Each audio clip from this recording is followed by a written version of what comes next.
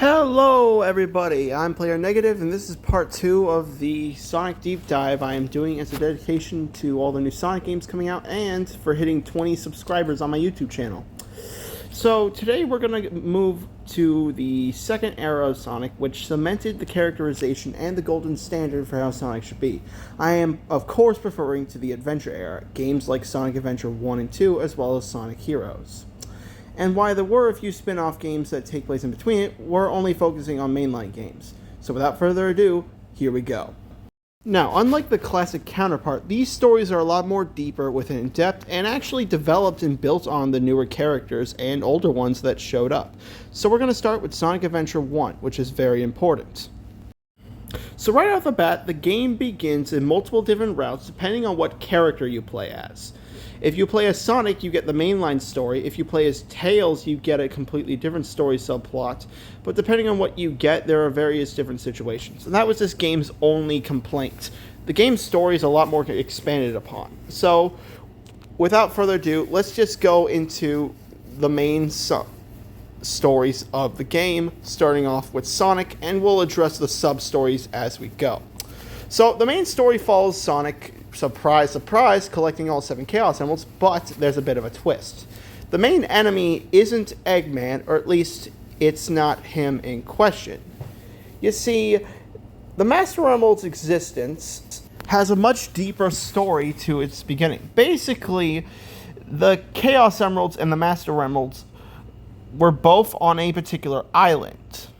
However, the echidnas who were in charge of protecting it want to steal it for themselves. So, a being guarding the Master Emerald, Chaos, killed every last member of the echidna, all except for one, known as Knuckles. Eggman, finding this monster, looks at this and thinks to himself, I could use this, even though it's clearly not something you can just control.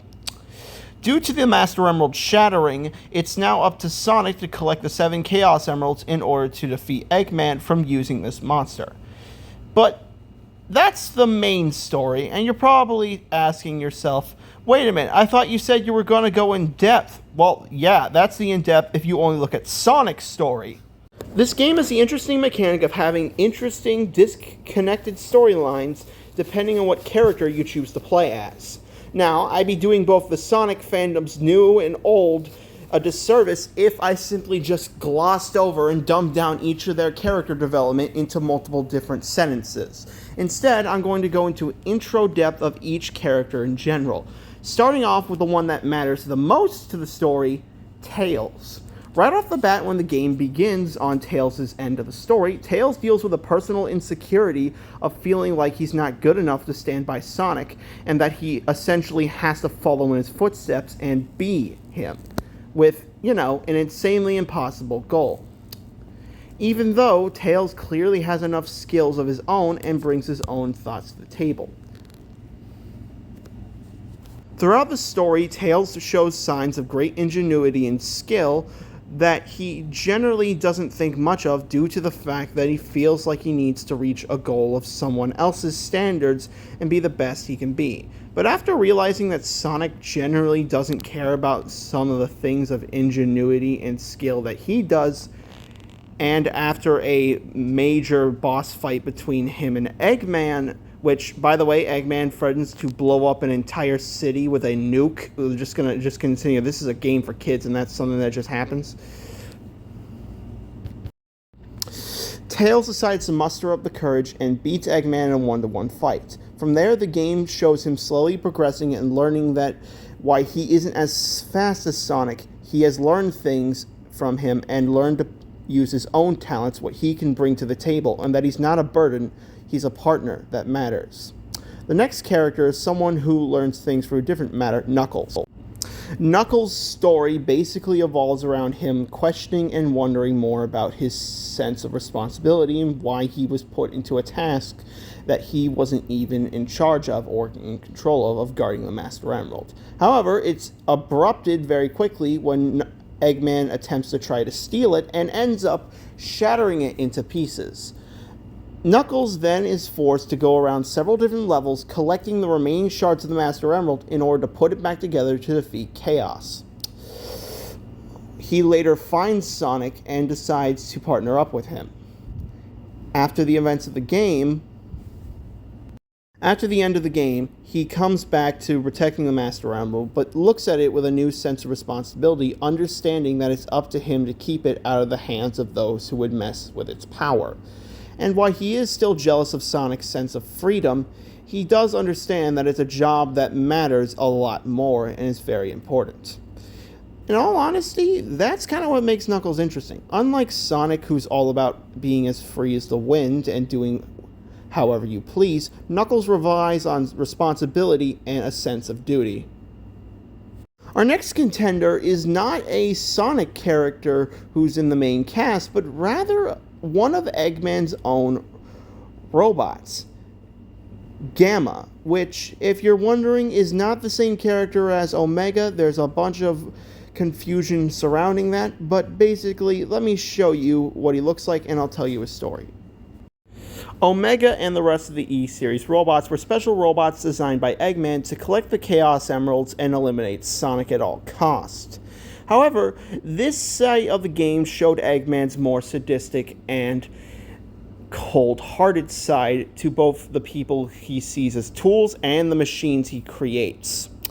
Ogamma goes under the understanding of how cruel Eggman is within the story and later develops a sense of justice thanks to one of Sonic's closest friends, Amy, and basically decides to turn against him. Of course, unbeknownst to Eggman, he doesn't know any of this and ends up sacrificing himself at the end of the game.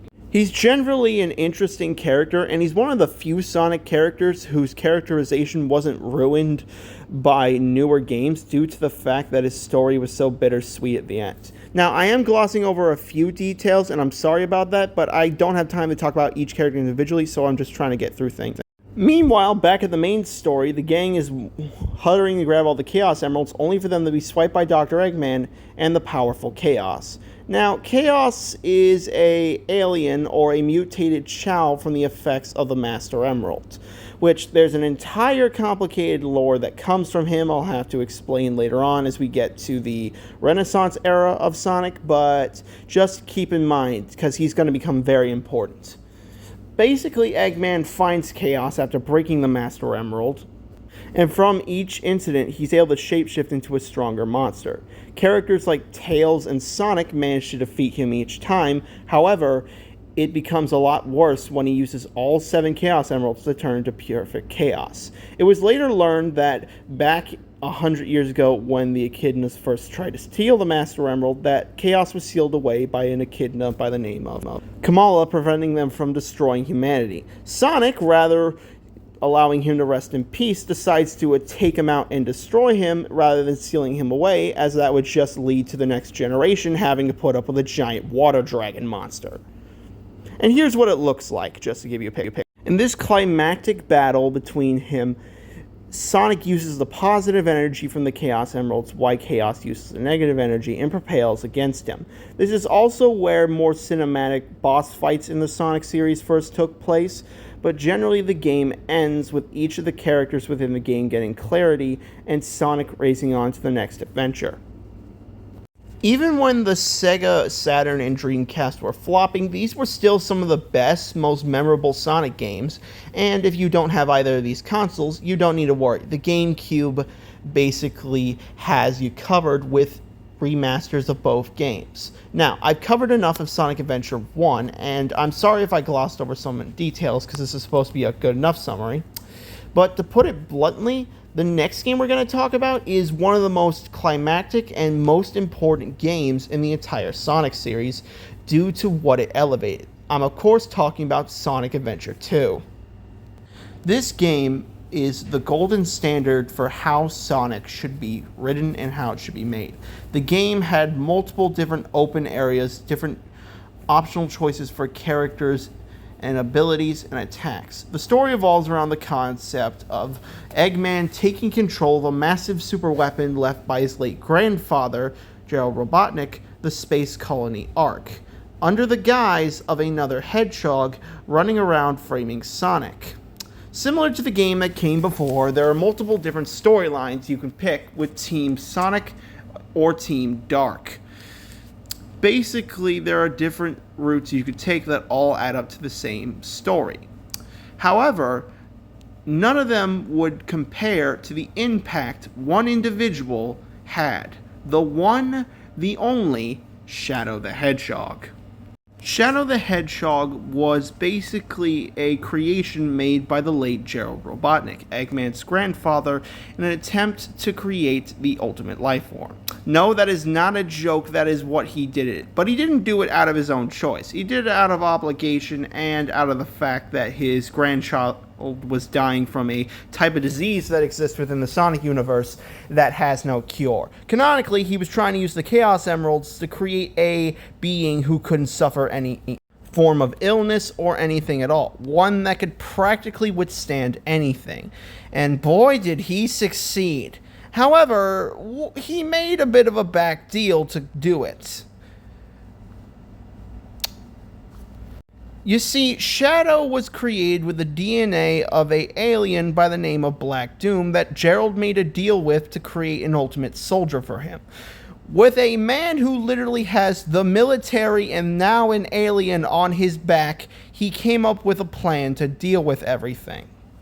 But before I can explain any more, we gotta take a bit of a break into development history. When the game was first being made, Sonic was originally going to have a character named Terios, which was the early design for Shadow. The character was originally going to look like a dark copy of him who would cause multiple amounts of destruction, getting him framed and thrown in jail. The name Terios comes from the Japanese word which means reflection. And the character basically looked more like an evil version of Sonic. This is a fan rendering, so you can't see the other side of his face, but on the other side there's a massive scar.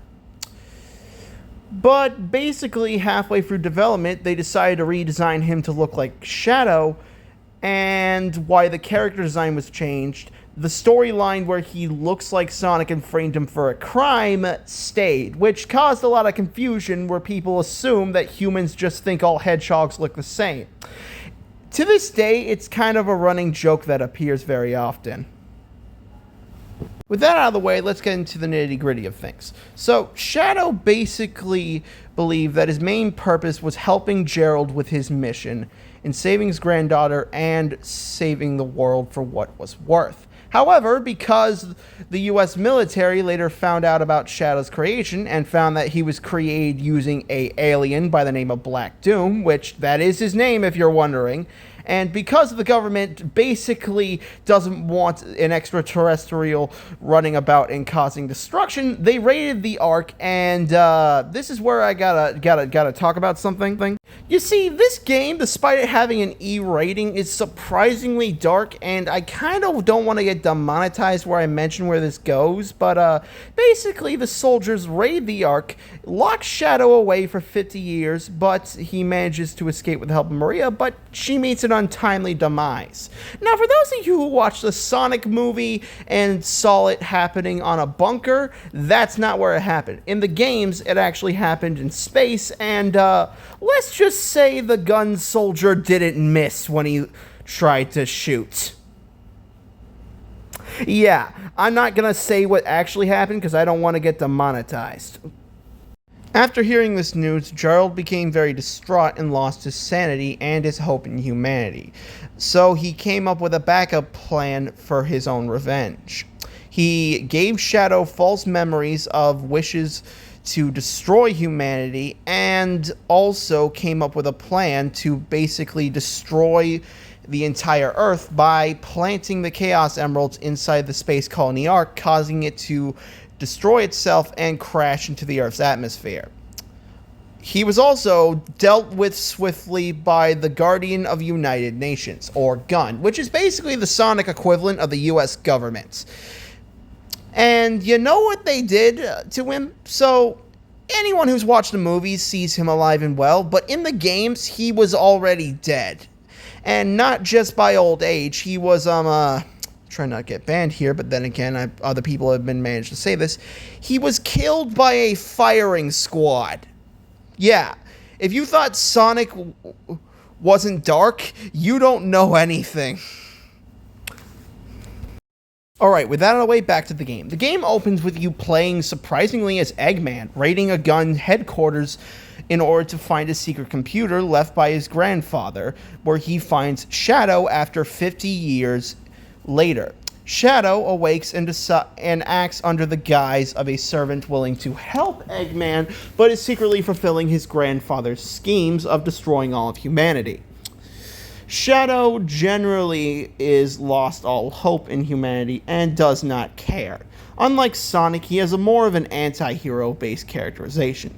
However, he was also very important to the series because of the dark undertones he delivered and because of the story-driven aspects of the game. Now, there's a lot more to Shadow's character than a lot of people think.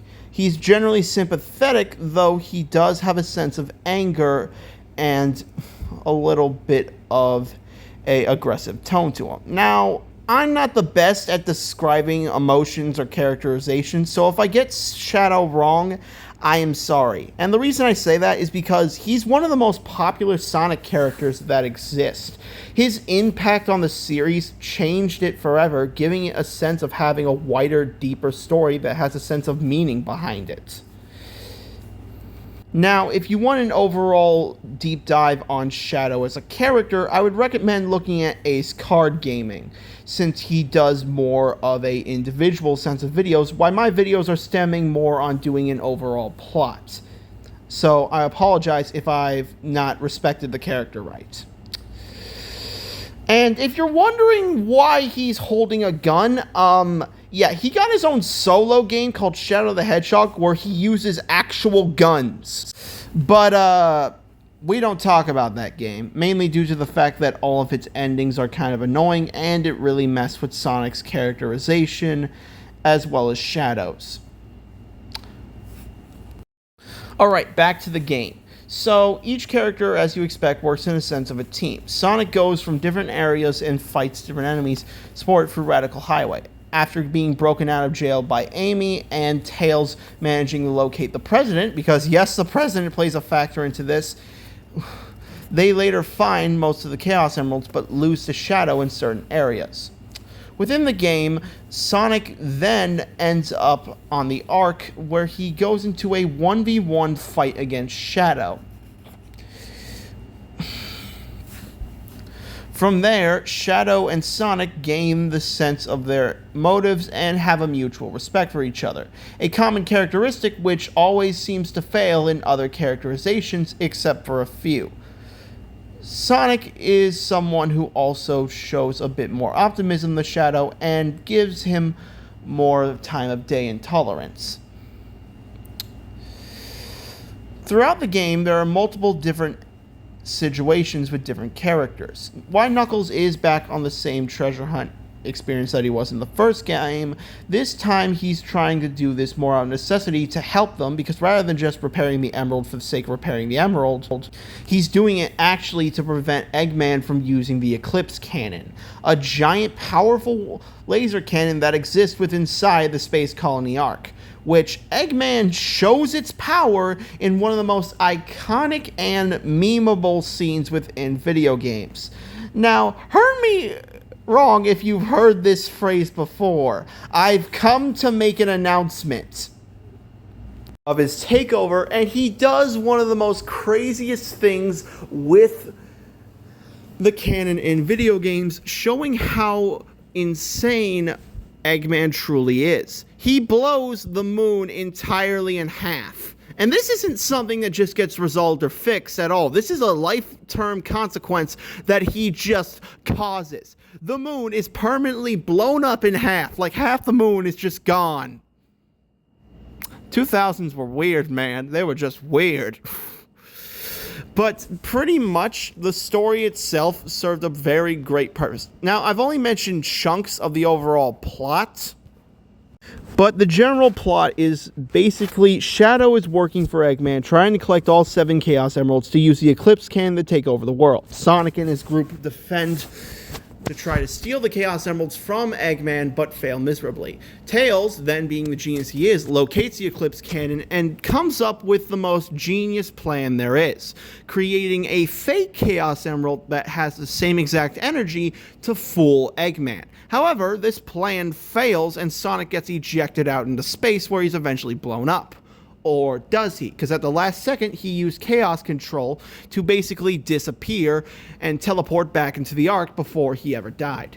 Shadow then regains his memories and learns that humanity was not meant to be destroyed, but his promise was to save humanity. From there, he turns on Eggman and the Bio-Lizard and teams up with Sonic to save the world and prevent the cannon from destroying the Earth by teleporting the Space Colony Ark out of the area. However, Shadow falls to the planet and presumably dies. Now, to all you people who are watching this, hopefully you didn't die of boredom and you're still asleep, because I didn't expect anyone to keep up for this long. So hopefully you're able to withstand this, and I just want you to know I'm not a perfect expert on anything, so anything I get wrong, please explain to me in the comments and give me a good amount of criticism. Note the word there, a good amount of criticism, not just total backlash and insulting me. There was also a massive situation between surging discourse on whether or not certain characterizations of Sonic would be handled later on in the 2010s. However, we're not in that situation yet, and hopefully you're all prepared. And to all of you parents and or hardcore Sonic fans that are mad either because I mentioned a lot of dark elements about Sonic and that I probably got a few things wrong, I am sorry. I'm still learning how to do this properly, and I deeply apologize for missing any important plot details that matter. And I'm sorry if I glossed over other characters like Shadow the Hedgehog, because, like I said before, I'm not good at describing a character's emotions or peak, and anytime I do try to describe it, I'm trying not to rip off people like Ace Card Gaming, Chow Mix, or The Game Apologist, because those guys are actually really good at this topic. So if you want more information on characters individually, or more of an understanding of the game, I would recommend you either buy the game yourself, or you look at people who actually have a deeper sense of this. I'm just trying to give you the overall plot, like the highlights. So I'm sorry if I didn't bring up an entire section of character development. With that out of the way, let's get into Sonic Heroes. Sonic Heroes, the game that basically, while it was a slight nosedive from Adventure and Adventure 2, was generally a good game. While its controls are a little bit clunky, it had an interesting teamwork mechanic. The game would have different storylines that interconnect with each other, where you would only understand the full story with playing all different groups like before, but with one major difference. Each of them were trios. You had the iconic Team Sonic of Sonic, Knuckles, and Tails, but the other groups have their own stories and motivations. So let's take a look at them, shall we? Up first, we have Team Chaotix. Yeah, remember these guys from that Knuckles solo game? Well, they're back, and while Mighty may be off doing who knows what, the group is well established. While everyone else has their own personal agendas and basic motivations, the Chaotix basically are the detective group now, with their only motivation from this entire journey being, and this is not a joke, this is what the guy literally says, paying the rent. One person's trying to save the world, the other group's trying to find Sonic, and you mean to tell me these guys are just willing to pay rent so they don't get evicted from their apartments? Wow. Our second group is Team Rose, which is basically in a pursuit to find Froggy, which is Big the Cat's little pet, and Sonic. And then there's the interesting one, the one that people actually like, and the dynamic that a lot of people don't like got erased from newer Sonic games, Team Dark. Somehow, someway, Shadow survived falling into the deep void of space and surviving the atmosphere burning up. However, Eggman has created multiple clones or robots that resemble him, so he's stuck with this philosophy of wondering whether or not if he's just another carbon copy, and even if anything he thinks about is real or not. Then you have Omega, another E-Series robot, but instead of trying to kill Shadow or Sonic, just wants revenge against Eggman. He was also the only robot built by Eggman specifically to kill Shadow if he ever escaped. And Rouge, she's just trying to steal some random jewels, what are you expecting? But also trying to help Shadow in the waking moment. The game has different solo stages specifically catered to each character's skills with their own formations. But before I get into that, I have to explain a little bit of development history. You see, this game was being made around the time when Sega dropped out of the console wars and decided to become a third-party developer so they could focus more on games instead of hardware, because they are terrible at marketing it. Also, two of Sonic's oldest friends from the game that may or may not predate the first Sonic game, Sega Sonic the Hedgehog, Ray and Mighty, were actually originally going to be on a team group with Metal Sonic. However, since this messed with the story, and since generally their backstory was lost to the whims of time when the original creators started making Ray and Mighty, after dropping out of the console wars, these two would sadly be stuck in the backseat of Sonic games for quite a while. Until the present day and Sonic Mania later on, but that's not important. Alright, with that out of the way, let's get back into the game. Meanwhile, after a boss fight at a certain point near the end of the game, it's revealed that instead of Eggman pulling the strings in the situation, it was instead Metal Sonic who decided to try to rebel against Eggman, using his power and his new evolved form, Metal Overlord, to try to overthrow the Empire and rule it himself. Also, tricking the heroes into gathering the Chaos Emeralds to let him achieve his powerful dragon form, which let me show you. Now, his full dragon boss fight isn't the most interesting, but it is a cool one, and it's even made reappearances in the IDW comics and in Sonic X Shadow Generations. Also, some of the dialogue options is what sparked the interesting theory about Sonic CD that Metal Sonic is actually a failed timeline version of Sonic that turned into a robot, based off his fear that he once had, he states, and the fact he claims that he's the real Sonic. And from there, after Metal Sonic and Eggman is defeated, each group moves on to their own respective spot, and that's the end of the Adventure era. Player Negative here, thank you for watching. If you're interested, leave a like and a comment below, and subscribe so you never miss another video.